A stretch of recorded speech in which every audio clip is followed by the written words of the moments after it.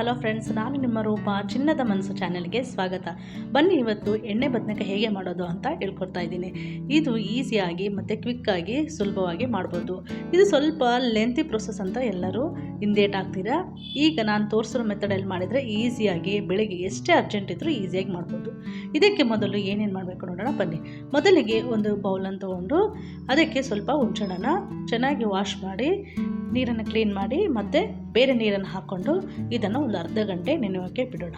ಈಗ ಒಲೆ ಮೇಲೆ ಒಂದು ಕಡಾಯಿ ಇಟ್ಕೊಂಡು ಕಡಾಯಿ ಬಿಸಿ ಆದ ನಂತರ ಇಲ್ಲಿ ಒಂದು ಕಪ್ಪು ನಾನು ಶೇಂಗಾ ತೊಗೊಂಡಿದ್ದೀನಿ. ಶೇಂಗಾನ ಚೆನ್ನಾಗಿ ರೋಸ್ಟ್ ಮಾಡ್ಕೋಬೇಕು, ಡ್ರೈ ರೋಸ್ಟು. ಇದಕ್ಕೆ ಮೀಡಿಯಮ್ ಫ್ಲೇಮಲ್ಲೇ ಇಟ್ಕೊಂಡು ರೋಸ್ಟ್ ಮಾಡ್ಕೋಬೇಕು. ಈ ನಂತರ ಶೇಂಗಾ ಚೆನ್ನಾಗಿ ರೋಸ್ಟ್ ಆದಮೇಲೆ ಇದಕ್ಕೆ ಒಂದು ಅರ್ಧ ಕಪ್ಪಷ್ಟು ಧನಿಯನ್ನು ಹಾಕ್ಕೊಂಡು ಧನಿಯನ್ನು ಸಹ ಚೆನ್ನಾಗಿ ಹುರ್ಕೋಬೇಕು. ಫ್ರೆಂಡ್ಸ್, ಯಾರು ನನ್ನ ಚಾನಲ್ ನೋಡ್ತಾ ಇದ್ದೀರಾ ಅವರೆಲ್ಲರೂ ದಯವಿಟ್ಟು ನನ್ನ ಚಾನಲನ್ನು ಸಬ್ಸ್ಕ್ರೈಬ್ ಮಾಡ್ಕೊಳ್ಳಿ. ಹಾಗೆ ಈ ವಿಡಿಯೋ ನೋಡಿದ್ಮೇಲೆ ಒಂದು ಲೈಕನ್ನು ಕೊಡಿ. ನಂತರ ಇದಕ್ಕೆ ಒಂದು 4 ಲವಂಗ, ಒಂದು ಸ್ವಲ್ಪ ದಾಲ್ಚಿನ್ನಿ ಚಕ್ಕೆ, ಹಾಗೆ 1-2 ಏಲಕ್ಕಿ ಇವೆಲ್ಲವನ್ನು ಹಾಕ್ಕೊಂಡು ಚೆನ್ನಾಗಿ ಹುರ್ಕೋಬೇಕು.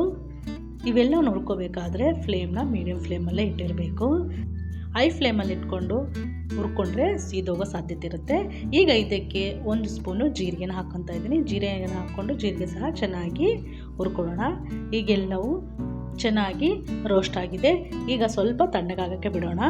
ಇದು ಸ್ವಲ್ಪ ತಣ್ಣಗಾದ್ಮೇಲೆ ಈಗ ಒಂದು ಮಿಕ್ಸಿ ಜಾರಿಗೆ ತೊಗೊಂಡು ಎಲ್ಲವನ್ನು ಮಿಕ್ಸಿ ಜಾರ್ಗೆ ಹಾಕ್ಕೊಂಡು ನಂತರ ಇದಕ್ಕೆ ಒಂದು 3/4 ಕಪ್ಪಷ್ಟು ಒಣ ಕೊಬ್ಬರಿಯನ್ನು ಹಾಕ್ಕೊತಾ ಇದ್ದೀನಿ.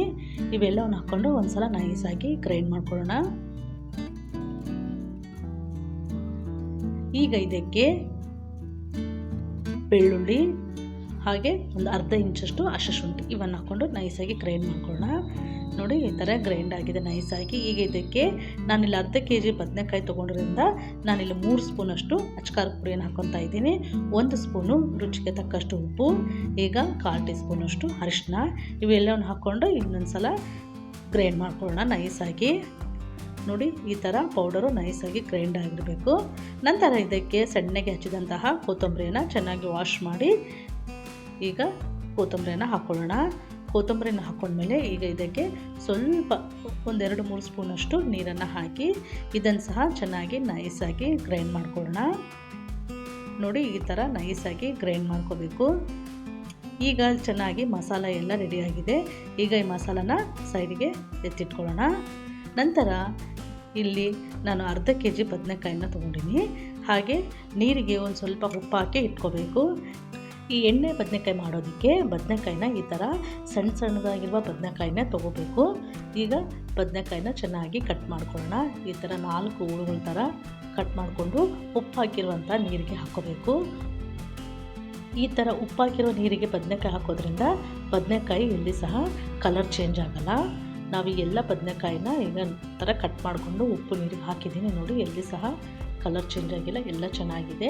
ಈಗ ಇದನ್ನು ಸೈಡಿಗೆ ಎತ್ತಿಟ್ಕೊಂಡು ಒಂದು ಪ್ಲೇಟನ್ನು ತೊಗೊಂಡು ನಾವು ಮಸಾಲೆ ಪ್ರಿಪೇರ್ ಮಾಡಿದ್ವಲ್ಲ, ಈಗ ಆ ಬದನೆಕಾಯಿಗೆ ಎಷ್ಟು ಬೇಕು ಸ್ಟಫಿಂಗಿಗೆ ಅಷ್ಟನ್ನು ಸ್ವಲ್ಪ ಮಸಾಲ ತೊಗೊಳ್ಳೋಣ. ಈಗ ಉಳಿದಿರೋ ಮಸಾಲನ ಸೈಡಿಗೆ ಎತ್ತಿಟ್ಕೊಳ್ಳೋಣ. ನಂತರ ಇದಕ್ಕೆ 1 ಸ್ಪೂನು ಎಣ್ಣೆಯನ್ನು ಹಾಕ್ಕೊಂಡು ಚೆನ್ನಾಗಿ ಕಲಿಸ್ಕೋಬೇಕು. ಫ್ರೆಂಡ್ಸ್, ನಿಮಗೆ ಗೊತ್ತಾ ಎಣ್ಣೆ ಬದನೆಕಾಯಿ ಅಂತ ಯಾಕಂತಾರ ಅಂದರೆ ಈ ಮಸಾಲೆಗೆ ನಾವು ಸ್ವಲ್ಪ ಎಣ್ಣೆ ಹಾಕಿ ಈ ಎಲ್ಲ ಬದನೆಕಾಯಿಗೆ ನಾವು ಸ್ಟಫಿಂಗ್ ಮಾಡೋದ್ರಿಂದ ಇದನ್ನು ಎಣ್ಣೆ ಬದನೆಕಾಯಿ ಅಂತ ಕರೀತಾರೆ ಅಂತ ನಮ್ಮ ತಾಯಿ ಹೇಳ್ತಾಯಿದ್ರು. ನೋಡಿ, ಈಗ ಈ ಎಲ್ಲ ಮಸಾಲಾನ ಫಿಲ್ ಮಾಡೋಣ ಬದನೆಕಾಯಿಗೆ. ಚೆನ್ನಾಗಿ ಎಲ್ಲ ಸೈಡು ಚೆನ್ನಾಗಿ ತುಂಬಬೇಕು.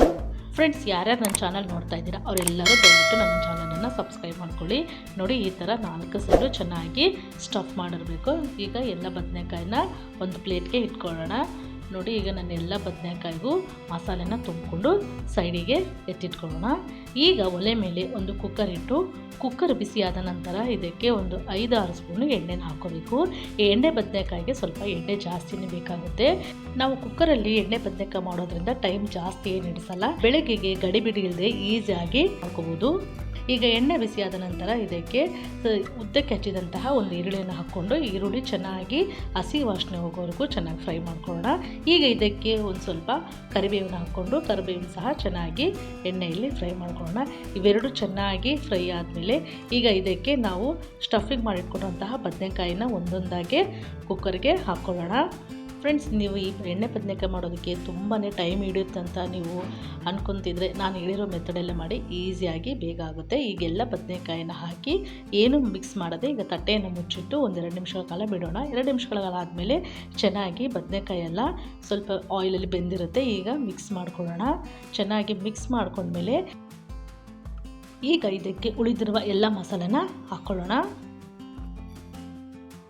ಮಸಾಲೆನೆಲ್ಲ ಹಾಕ್ಕೊಂಡು ನಂತರ ಜಾರ್ ತೊಳೆದಂತಹ ಸ್ವಲ್ಪ ನೀರನ್ನು ಹಾಕ್ಕೋಬೇಕು. ನೋಡಿ, ಇಷ್ಟು ನೀರು ಹಾಕ್ಕೊಂಡು ನಂತರ ಹುಣಸೆ ರಸನ ಮಾಡಿಕೊಂಡು, ಹುಣಸೆ ರಸ ನಾನಿಲ್ಲೊಂದು 4-5 ಸ್ಪೂನು ಹುಣಸೆ ರಸನ ಹಾಕ್ಕೊಂಡಿನಿ. ಫ್ರೆಂಡ್ಸ್, ನಿಮಗೆ ಹುಣಸೆ ರಸ ಬೇಕಿದ್ರೆ ಹಾಕ್ಕೋಬೋದು. ಕೆಲವು ಜನಕ್ಕೆ ಹುಣಸೆ ರಸ ಇಷ್ಟ ಆಗಲ್ಲ, ಆಗ 1-2 ಟೊಮೊಟೊನ ಹಾಕ್ಕೋಬೋದು. ನಿಮಗೆ ಎಷ್ಟು ಬೇಕೋ ಅಷ್ಟು ಗ್ರೇವಿ ಮಾಡಿಕೊಂಡು ಈಗ ಕುಕ್ಕರ್ ಲಿಡ್ಡನ್ನು ಕ್ಲೋಸ್ ಮಾಡಿ 1-2 ವಿಸಿಲ್ ಕೂಗಿಸ್ಕೋಬೇಕು. ಈಗ 2 ವಿಸಿಲ್ ಕೂಗಿಸ್ಕೊಂಡ್ಮೇಲೆ ಎಲ್ಲ ಗಾಳಿ ಎಲ್ಲ ಹೋದ್ಮೇಲೆ ನೋಡಿ, ಕುಕ್ಕರ್ ಲಿಡ್ಡನ್ನು ಓಪನ್ ಮಾಡಿ ತೋರಿಸ್ತಾ ಇದ್ದೀನಿ. ಎಷ್ಟು ಸೂಪರಾಗಿದೆ ಎಣ್ಣೆ ಬದನೆಕಾಯಿ. ನೀವು ಇದನ್ನು ರೊಟ್ಟಿ ಜೊತೆ, ಚಪಾತಿ ಜೊತೆ, ಅನ್ನದ ಜೊತೆ ತಿನ್ಬೋದು. ನೋಡಿ, ಸ್ಪೂನಿಂದ ನಿಮಗೆ ಪ್ರೆಸ್ ಮಾಡಿ ತೋರಿಸ್ತೀನಿ. ಎಷ್ಟು ಚೆನ್ನಾಗಿ ಎಲ್ಲ ಬದನೆಕಾಯಿ ಬೆಂದಿದೆ ನೋಡಿ. ಈಗ ಸರ್ವ್ ಮಾಡಿಕೊಂಡ್ರೆ ರೆಡಿ ಆಯಿತು ಎಣ್ಣೆ ಬದನೆಕಾಯಿ. ಮತ್ತೆ ಮುಂದಿನ ವಿಡಿಯೋದಲ್ಲಿ ಭೇಟಿ ಆಗೋಣ.